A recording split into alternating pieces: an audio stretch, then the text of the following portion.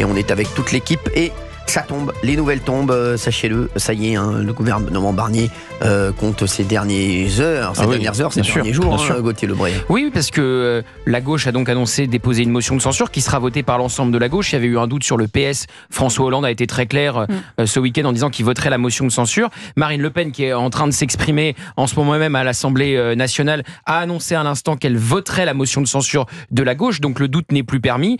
Dans 48 heures, mercredi, puisqu'il y a un délai de 48 heures pour voter une motion de censure, le gouvernement de Michel Barnier sera censuré et Michel Barnier sera donc le Premier ministre le plus éphémère de l'histoire de la Ve République et son gouvernement sera le deuxième à être censuré seulement de l'histoire de la Ve. On l'annonçait comme quelqu'un qui sait négocier, qui est capable de négocier. Là, il a eu du mal. Ah bah c'est pas Denzel Washington.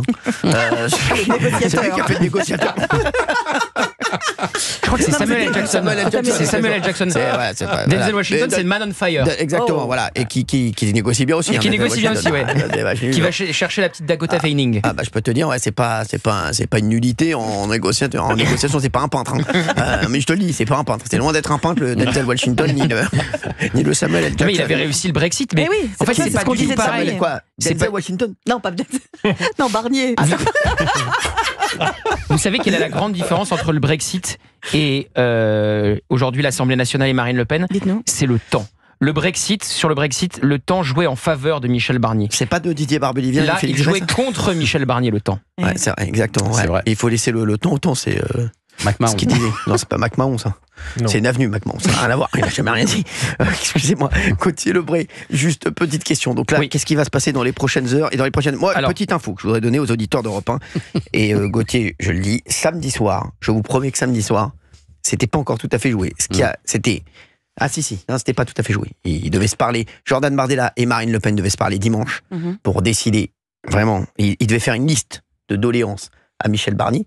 Dire voilà ce qu'on veut. Ah ça c'était envoyé, les bien sûr. Les lignes rouges. Ils attendaient, ils voulaient lui reparler dimanche, mais comme il y a eu samedi matin, la sortie de Laurent, dimanche matin, la sortie de Laurent Martin, terminé, c'était terminé. Ministre du budget qui dit Cyril, l'interview relue et validée par Matignon. Voilà, c'est ça qui est dingue. Ouais. Donc c'est ça, oui. Mais à mon avis c'est le café, le Matignon qui a relu, c'est pas la.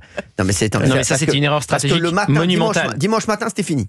Vrai ou pas? Ça c'était une erreur stratégique monumentale. Puisque pour les auditeurs, le ministre du budget a dit on n'accepte plus les lignes rouges de Marine Le Pen. Est-ce que c'est parce que justement il y avait cette incertitude du côté du PS et qu'ils essayaient peut-être éventuellement de négocier à gauche? Je pense qu'ils ont cru que le PS se désolidariserait du nouveau Front Populaire. Oui. C'est encore une fois un leurre. Le PS ne se désolidarise pas. On le voit quand même depuis 2 ans du nouveau Front Populaire. Et là, ils vont voter la censure, tel un seul homme, la gauche. Donc, ça a été un mauvais calcul. C'est ce qu'a fait le jockey, quoi.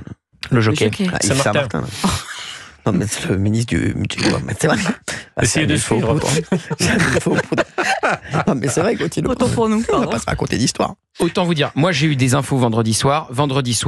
Il y avait la volonté de censurer Michel Barnier en se laissant une porte de sortie si d'un coup Michel Barnier se mettait à genoux devant Marine Le Pen et Jordan Bardella. Exactement. Mais Laurent Saint-Martin a tout fait capoter. Et puis, il faut quand même dire les choses. Il y a cette interview validée par Matignon et 24 heures plus tard, on fait une nouvelle concession au RN. Mais on va pas au bout, puisqu'on a fait la concession sur les médicaments, mais pas sur les retraites, puisque Marine Le Pen voulait que tous les retraités soient revalorisés à 100% de l'inflation au 1er janvier. Or, ça ne sera pas le cas. Michel Barnier a refusé cette dernière demande de Marine Le Pen.